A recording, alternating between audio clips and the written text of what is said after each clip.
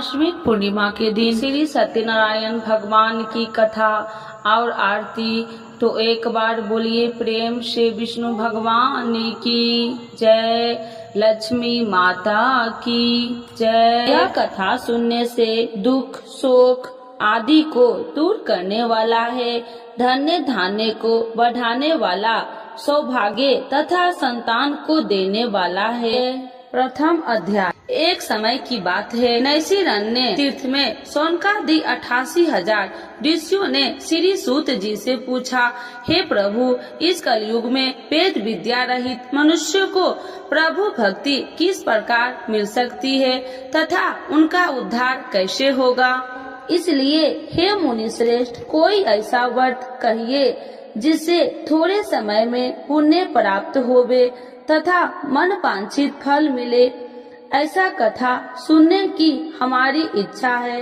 सर्वशास्त्र ज्ञाता सूत जी बोले, हे वैष्णव, मैं पूज्य, आप सबने सर्व प्राणियों के हित की बात पूछी है। अब मैं उस श्रेष्ठ व्रत को आप लोगों से कहूँगा जिस व्रत को नारद जी ने लक्ष्मी नारायण से पूछा था। एक समय योगी राज नारद जी दूसरे के हित की इच्छा से अनेक लोकों में घूमते हुए मृत्यु लोक में आ पहुँचे। वहाँ बहुत योनियों में जन्मे हुए प्रायः सभी मनुष्यों को अपने कर्मों के द्वारा अनेक दुखों से पीड़ित देखकर सोचा कि किस यत्न के कारण से निश्चय ही इनके दुख का नाश हो सकेगा। नारद ऐसा मन में सोचकर विष्णु लोक को गए। वहाँ श्वेत वर्ण और 4 भुजा वाले देवों के इस नारायण को, जिनके हाथ में शंख चक्र गदा और पद्म थे तथा वरमाला पहने हुए थे, देखकर स्तुति करने लगे। हे भगवान, आप अत्यंत शक्ति से संपन्न है, मन तथा वाणी भी आपको नहीं पा सकती। आपका यदि मध्य और अंत नहीं है, निर्गुण स्वरूप सृष्टि के कारण भूत व भक्तों के दुखों को नष्ट करने वाले हो, आपका मेरा नमस्कार है। नारद जी से इस प्रकार की स्तुति सुनकर विष्णु भगवान बोले, हे मुनि श्रेष्ठ, आपके मन में क्या है? आपका यहाँ किस काम के लिए आगमन हुआ है? निसंकोच कहो। तब नारद मुनि बोले, मृत्यु लोक में सब मनुष्यों को अनेक योनियों में पैदा हुआ है। अपने कर्मों के द्वारा उनके प्रकार के दुखों से दुखित हो रहे हैं। हे नाथ, मुझ पर दया रखते हैं तो बतलाइए कि उन मनुष्यों के सब दुख थोड़े से प्रयत्न से ही कैसे दूर हो सकते हैं। श्री भगवान जी बोले, हे नारद, मनुष्य की भलाई के लिए तुमने बहुत अच्छी बात पूछी है। जिस व्रत के करने से मनुष्य मोह से छूट जाता है, मैं वह कहता हूँ, सुनो। बहुत पुण्य देने वाला है। स्वर्ग तथा मनुष्य लोक दोनों में दुर्लभ एक उत्तम व्रत है। आज मैं प्रेम वश होकर तुमसे कहता हूँ, सत्यनारायण का यह व्रत अच्छी तरह विधान पूर्वक करके मनुष्य तुरंत ही यहाँ सुख भोग कर मरने पर मोक्ष को प्राप्त होता है। श्री भगवान के वचन सुनकर नारद मुनि बोले, उस व्रत का क्या फल है, क्या विधान है, किसने यह व्रत किया है और किस दिन यह व्रत करना चाहिए, विस्तार से बतलाइए। भगवान बोले, दुख शोक आदि को दूर करने वाला, धन्य धान्य को बढ़ाने वाला, सौभाग्य तथा संतान को देने वाला यह व्रत सब स्थान पर विजयी करने वाला है। भक्ति और श्रद्धा के साथ किसी भी दिन मनुष्य श्री सत्यनारायण भगवान के शाम के समय ब्राह्मणों और बांधवों के साथ धर्मपरायण होकर पूजा करे। भक्ति भाव से नवेद, केले का खम्भ, घी, दूध और गेहूं के चूर्ण सवाया लबे। गेहूं के अभाव में साठी के चूर्ण, शक्कर तथा गुड़ ले आए और सब भक्षण योग पदार्थ जमा करके भगवान को अर्पण कर देवे तथा बंधुओं समेत ब्राह्मणों को भोजन करवावे तत्पश्चात स्वयं भोजन करके नित्य गीत आदि का आचरण कर सत्यनारायण भगवान को स्मरण करते हुए समय व्यतीत करे। इस तरह व्रत करने पर मनुष्य की इच्छा निश्चय ही पूरी होती है। विशेषकर कली काल में भूमि पर यही मोक्ष का सरल उपाय है। इति श्री सत्यनारायण व्रत कथा प्रथम अध्याय संपूर्ण। तो एक बार बोलिए प्रेम से श्री सत्यनारायण भगवान की जय। द्वितीय अध्याय। सूत जी बोले, हे ऋषियों, जिन्होंने पहले समय में इस व्रत को किया है उनका वृत्तांत कहता हूँ, ध्यान से सुनो। सुंदर काशीपुरी नगरी में अति निर्धन ब्राह्मण रहता था। वह भूख और प्यास से बेचैन हुआ नित्य ही पृथ्वी पर घूमता था। ब्राह्मणों से प्रेम करने वाले भगवान ने ब्राह्मण को दुखी देखकर बूढ़े ब्राह्मण का रूप धरकर उसके पास जा आदर के साथ पूछा, हे गरीब, नित्य दुखी हुआ पृथ्वी पर क्यों घूमता है? हे श्रेष्ठ ब्राह्मण, यह सब मुझसे कहो, मैं सुनना चाहता हूँ। ब्राह्मण बोला, मैं बहुत निर्धन ब्राह्मण हूँ, भिक्षा के लिए पृथ्वी पर फिरता हूँ। हे भगवान, यदि आप इसका उपाय जानते हैं तो कृपा कर कहो। वृद्ध ब्राह्मण बोला कि सत्यनारायण भगवान मनोवांछित फल देने वाले हैं, इसीलिए हे ब्राह्मण, तू उनका पूजन कर, जिसके करने से मनुष्य सब दुखों से मुक्त होता है। ब्राह्मण को व्रत का सारा विधान बतलाकर बूढ़े ब्राह्मण का रूप धारण करने वाले सत्यनारायण भगवान अंतर ध्यान हो गए। जिस व्रत को वृद्ध ब्राह्मण ने बतलाया, मैं उसको अभ्यास करूंगा। यह निश्चय करने पर उस ब्राह्मण को भी नींद न आई। वह सवेरे के लिए चला। उस दिन उसको भिक्षा में बहुत सा धन मिला, जिससे बंधु बांधवों के साथ उसने सत्यनारायण का व्रत किया। उसके करने से वह ब्राह्मण सब दुखों से छूटकर अनेक प्रकार की संपत्तियों से युक्त हुआ। उस समय से वह ब्राह्मण हर मास व्रत करने लगा। इस तरह सत्यनारायण भगवान के व्रत को जो करेगा सब पापों से छूटकर मोक्ष को प्राप्त होगा। आगे जो पृथ्वी पर सत्यनारायण का व्रत करेगा वह मनुष्य सब दुखों से छूट जाएगा। इस तरह नारद जी ने सत्यनारायण का कहा हुआ यह व्रत तुमने कहा, हे वृद्ध, अब मैं और क्या कहूँ? ऋषि बोले, हे मुनि श्रेष्ठ, संसार में इस ब्राह्मण से सुनकर किस किस ने इस व्रत को किया, हम सब वह सुनना चाहते हैं। इसके लिए हमारे मन में श्रद्धा है।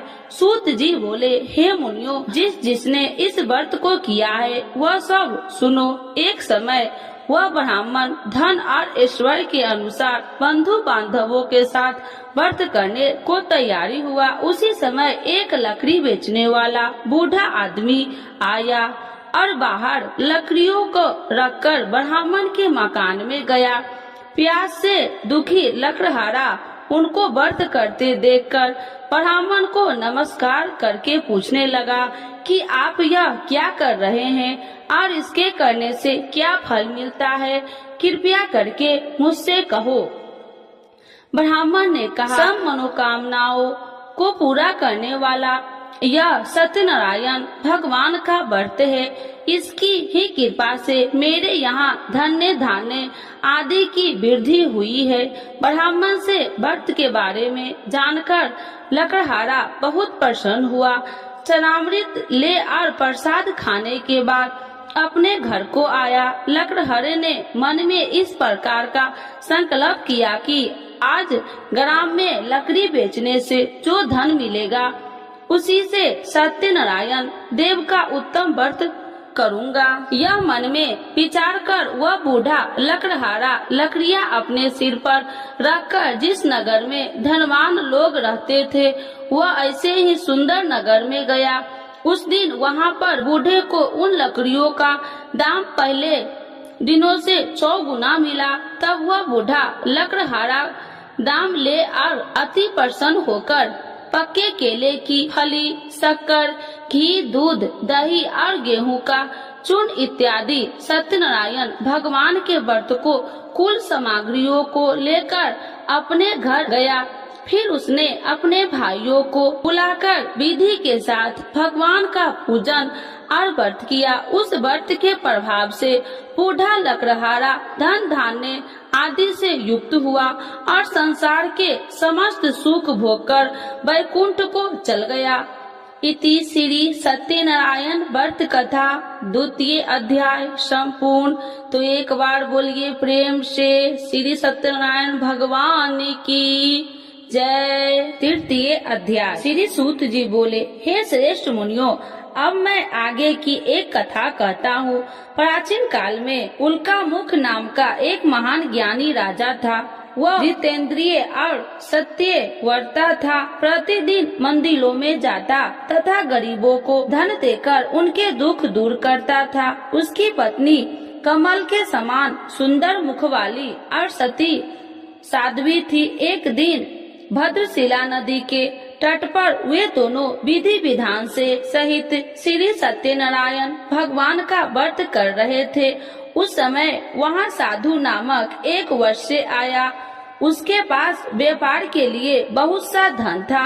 वह वैश्य नाम को नदी के किनारे पर ठहराकर राजा के पास आया।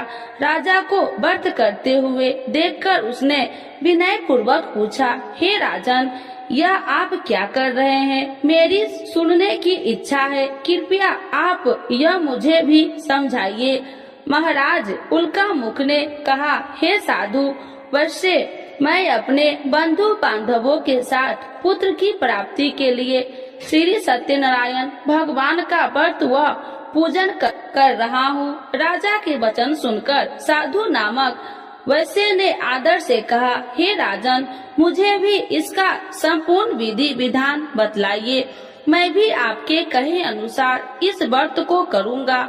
मेरी भी कोई संतान नहीं है। मुझे विश्वास है कि इस उत्तम व्रत को करने से अवश्य ही मुझे भी संतान होगी। राजा से व्रत के सब विधान सुन व्यापार से निवृत्त हो वह वैसे सुख पूर्वक अपने घर आया। उसने अपनी पत्नी को संतान देने वाले उस व्रत के विषय में सुनाया और प्रण किया कि जब मेरे संतान होगी तब मैं इस व्रत को करूँगा। वैश्य ने यह वचन अपनी पत्नी लीलावती से भी कहे। एक दिन उसकी पत्नी लीलावती श्री सत्यनारायण भगवान की कृपा से गर्भवती हो गई। 10वें महीने में उसने एक अति सुंदर कन्या को जन्म दिया। दिनों दिन वह कन्या इस तरह बढ़ने लगी जैसे शुक्ल पक्ष का चंद्रमा बढ़ता है। कन्या का नाम उन्होंने कलावती रखा। तब लीलावती ने मीठे शब्द में अपने पति को याद दिलाया कि आपने जो भगवान का व्रत करने का संकल्प किया था, अब आप उसे पूरा कीजिए। साधु वैश्य ने कहा, हे प्रिय, मैं कलावती के विवाह पर इस व्रत को करूँगा। इस प्रकार अपनी पत्नी को विश्वास दे वह व्यापार करने विदेश चला गया। कलावती पितृगृह में वृद्धि को प्राप्त हो गई। लौटने पर साधु ने जब नगर में सखियों के साथ अपनी वयस्क होती हुई पुत्री को खेलते देखा तो उसने उसके विवाह की चिंता हुई। तब उसने एक दूत को बुलाकर कहा कि उसकी पुत्री के कोई सुंदर वर देखकर लाए। दूत साधु नामक वैश्य आज्ञा पाकर कंचन नगर पहुंचा और देखा भालकर वैश्य की कन्या के लिए एक शुंगे वनिक पुत्र ले आया। उस सुंदर लड़के के साथ साधु नामक वैश्य ने अपने बंधु बांधवों सहित प्रचित होकर अपनी पुत्री का विवाह कर दिया। दुर्भाग्य से वह विवाह के समय श्री सत्यनारायण भगवान का व्रत करना भूल गया। इस पर श्री सत्यनारायण अत्यंत क्रोधित हो गए। उन्होंने वैश्य को श्राप दिया कि तुम्हें दारुण दुख प्राप्त होगा और फिर अपने कार्यों में कुशल हुआ वैश्य अपने दामाद सहित नाव पर बेड़ा लेकर व्यापार करने के लिए सागर के समीप स्थिर रत्न सारनपुर नगर में गया। रत्न सारनपुर चंद्रकेतु नामक राजा राज करता था। दोनों ससुर जमाई चंद्रकेतु राजा के उस नगर में व्यापार करने लगे। एक दिन भगवान श्री सत्यनारायण की माया से प्रेरित एक चोर राजा चंद्रकेतु का धन चुराकर भाग रहा था। राजा के दूत को अपने पीछे तेजी से आते देखकर चोर ने घबराकर राजा को धन को वैश्य की नाव में चुपचाप रख दिया। वहाँ से ससुर जमाई ठहरे हुए थे और भाग गया। जब दूत ने उस वैश्य के पास राजा के धन को रखा देखा तो उन्होंने उस ससुर दामाद को ही चोर समझा। वे उन ससुर दामाद को दोनों को बांधकर ले गए और राजा के समीप जाकर बोले, आपका धन चुराने वाला ये दोनों चोर हम पकड़कर लाए हैं, देखकर आज्ञा दे। तब राजा ने बिना उस वैश्य की बात सुने उन्हें कारागार में डालने की आज्ञा दे दी। इस प्रकार राजा की आज्ञा से उनको कारावास में डाला दिया गया तथा उनका सारा धन भी छीन लिया गया। श्री सत्यनारायण भगवान के श्राप के कारण उस वैश्य की पत्नी लीलावती व पुत्री कलावती भी घर पर बहुत दुखी हुई। उनका सारा धन चोर चुरा कर ले गए। मानसिक व शारीरिक पीड़ा तथा भूख प्यास से अति दुखी हो भोजन की आस में कलावती एक ब्राह्मण के घर गई। उसने ब्राह्मण को श्री सत्यनारायण भगवान का व्रत विधि पूर्वक करते देखा। उसने कथा सुनी और श्रद्धा पूर्वक प्रसाद ग्रहण कर रात को घर आई। माता ने कलावती से पूछा, हे पुत्री, तू अब तक कहाँ रही? मैं तेरे लिए बहुत चिंतित थी। माता के शब्द सुन कलावती बोली, हे माता, मैंने एक ब्राह्मण के घर श्री सत्यनारायण भगवान का व्रत होते देखा और मेरी भी उस उत्तम व्रत को करने की इच्छा है। माता ने कन्या के वचन सुनकर श्री सत्यनारायण भगवान के पूजन की तैयारी की। उसने बंधुओं सहित श्री सत्यनारायण भगवान का पूजन व व्रत किया और वर मांगा कि मेरे पति और दामाद शीघ्र ही घर लौट आए। साथ ही विनती की, हे प्रभु, अगर हमसे कोई भूल हुई तो हम सबका अपराध क्षमा करो। श्री सत्यनारायण भगवान इस व्रत से संपन्न हो गए। उन्होंने राजा चंद्रकेतु को स्वप्न में दर्शन देकर कहा, हे राजन, जिन दोनों वैश्यों को तुमने बंदी बना रखा है वे निर्दोष है। उन्हें प्रातः ही छोड़ दो।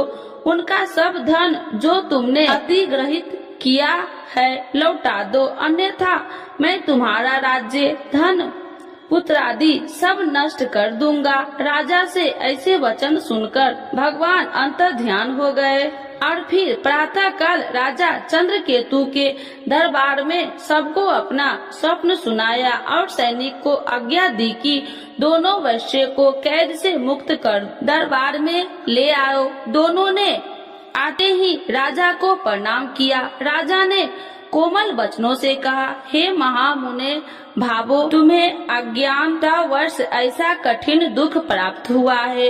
अब तुम्हें कोई भय नहीं, तुम मुक्त हो। इसके बाद राजा ने उनको नए नए वस्त्राभूषण पहनाए तथा उनकी जितना धन लिया था उसको दोगुना लौटाकर आदर से विदा किया। दोनों वैश्य अपने घर को चल दिए। इति श्री सत्यनारायण व्रत कथा तृतीय अध्याय संपूर्ण। तो एक बार बोलिए प्रेम से विष्णु भगवान की जय। चतुर्थ अध्याय।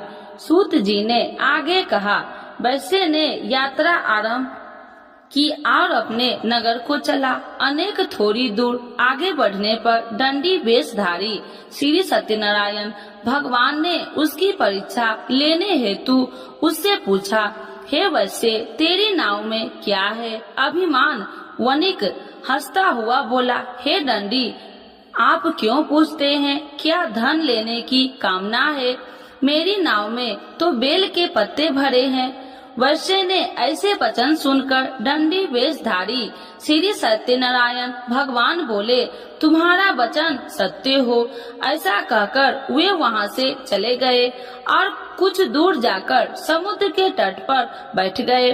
दंडी महाराज के जाने के पश्चात वैश्य ने नित्य क्रियाओं से निपुण होने के बाद नाव को ऊंची उठी देखकर अचंभा किया तथा नाव में बेल के पत्ते आदि देखकर मूर्छित हो जमीन पर गिर पड़ा। मूर्छित खुलने पर अति शोक करने लगा। अब उसके दामाद ने कहा, आप शोक न करे, यह दंडी महाराज का श्राप है, अतः हमें उनकी शरण में ही चलना चाहिए, वही हमारे दुखों का अंत करेंगे। दामाद के वचन सुनकर वह वैश्य दंडी भगवान के पास पहुंचा और अत्यंत भक्ति भाव से पश्चाताप करते हुए बोला, मैंने तो आपसे अत्यंत वचन कहे थे, उनके लिए मुझे क्षमा करे। ऐसा कहकर वह शोकातुर हो रोने लगा। तब दंडी भगवान बोले, हे वनिक पुत्र, मेरी आज्ञा से ही बार बार तुझे दुख कष्ट प्राप्त हुआ है, तू मेरी पूजा से विमुख हुआ है। तब उस वैश्य ने कहा, हे भगवान, आपकी माया को ब्रह्मा आदि देवता भी नहीं जान पाते, तब मैं मूर्ख भला कैसे जान सकता हूँ। आप प्रसन्न होइए, मैं अपनी क्षमता अनुसार आपकी पूजा करूँगा। मेरी रक्षा कीजिए और मेरी नौका को पहले के समान धन से परिपूर्ण कर दीजिए। उसके भक्ति से परिपूर्ण वचन सुनकर श्री सत्यनारायण भगवान प्रसन्न हो गए और उसकी इच्छा अनुसार वर देकर अंतर्ध्यान हो गए।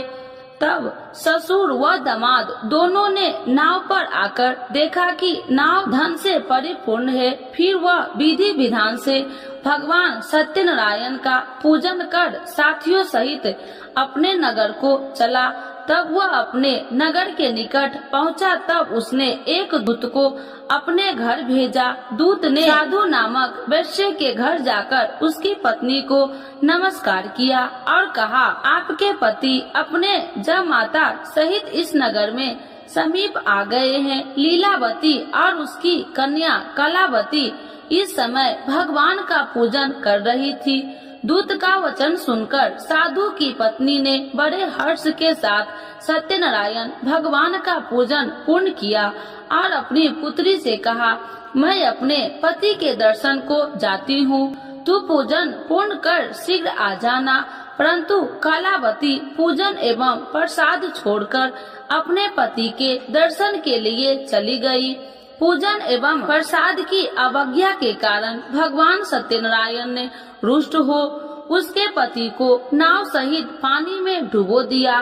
कलावती अपने पति को न पाकर रोती हुई जमीन पर गिर पड़ी। नौका को डूबा हुआ तथा कन्या को रोती हुई देख साधु नामक वैश्य द्रवित होकर बोला, हे प्रभु, मुझसे या मेरे परिवार से अज्ञानतावश जो अपराध हुआ है उसे क्षमा करे। उसके ऐसे वचन सुनकर सत्यदेव भगवान प्रसन्न हो गए। आकाशवाणी हुई, हे वैश्य, तेरी पुत्री तेरा प्रसाद छोड़कर आई है, इसीलिए इसका पति अदृश्य हुआ है। यदि वह घर जाकर प्रसाद ग्रहण कर लौटे तो इसे इसका पति अवश्य मिलेगा। आकाशवाणी सुनकर कलावती ने घर पहुंचकर प्रसाद ग्रहण किया और फिर आकर अपने पति को पूर्व रूप में पाकर वह अति प्रसन्न हुई तथा उसने अपने पति के दर्शन किए।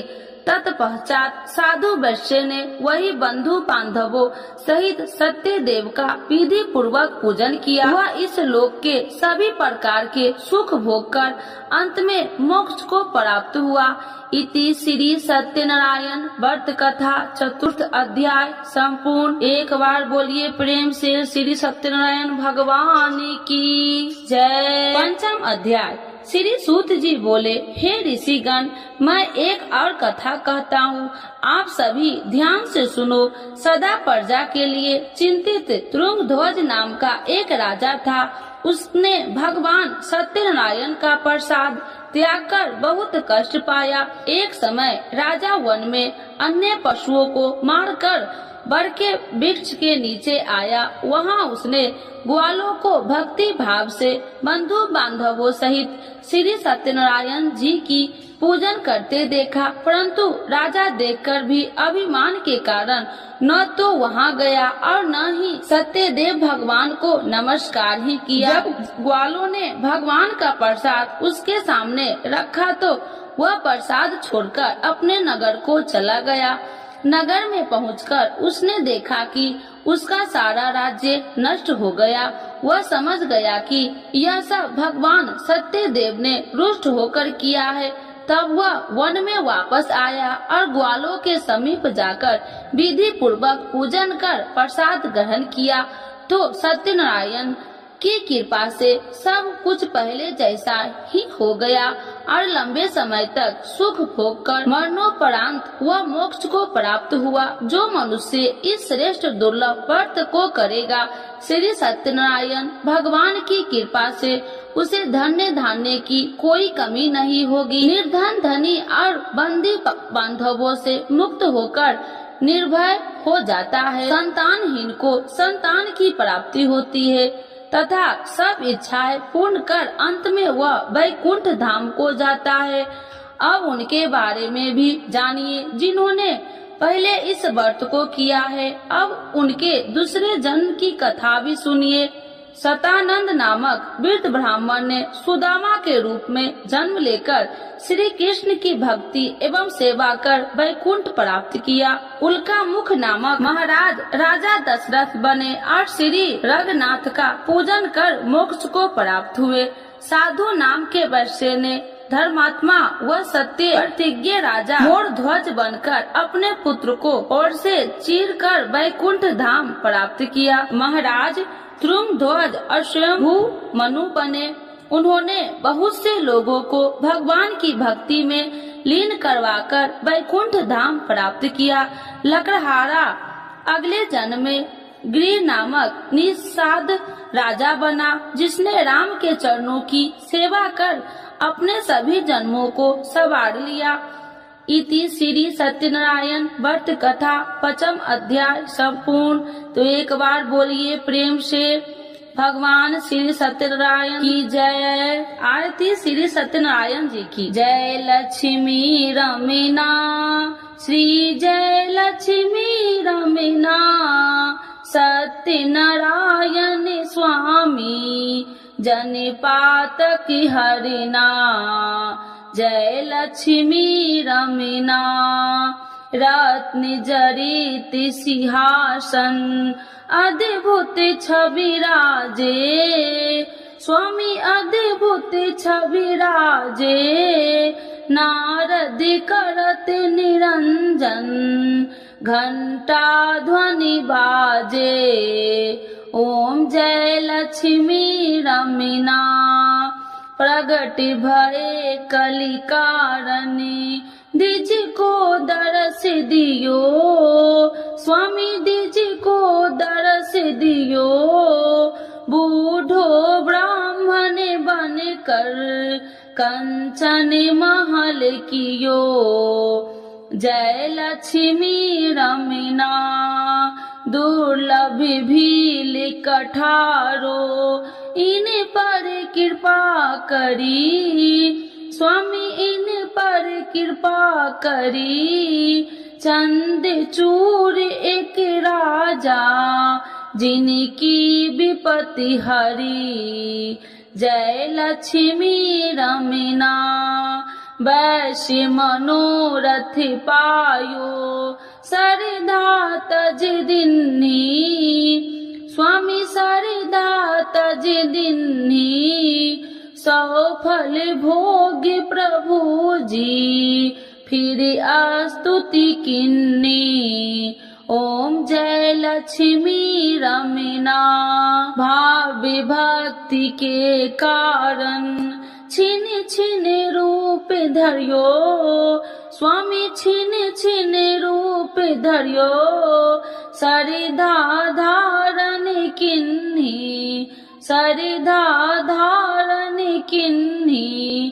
तिनको काज सयो ओम जय लक्ष्मी रमीना ग्वाल बाल संग राजा बन में भक्ति करी स्वामी बन में भक्ति करी मन वांछित फल दिन्हो दीन दयाल हरि जय लक्ष्मी रमीना चढ़त प्रसाद सबाय कदली फल में बा स्वामी कदली फल में बा धूप दीप तुलसी से राजी सत्य देवा ओम जय लक्ष्मी रमीना।